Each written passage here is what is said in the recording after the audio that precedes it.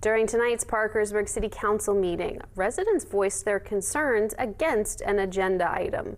Parkersburg City Council voted on 3 resolutions and ordinances during Tuesday night's meeting. One of the agenda items got a lot of concern during public forum. Majority of the residents speaking at the meeting said they were against the waste collection agreement between the city and Waste Management. The ordinance passed for final reading despite those concerns. Councilmember Chris Rexroad voted against the waste management contract. Rexroad said he thinks council should have pulled back and negotiated a better deal with Waste Management.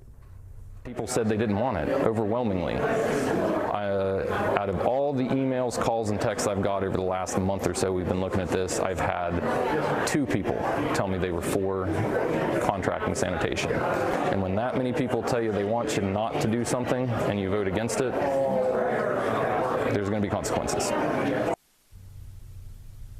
For more about tonight's council meeting, you can visit our website at WTAP.com.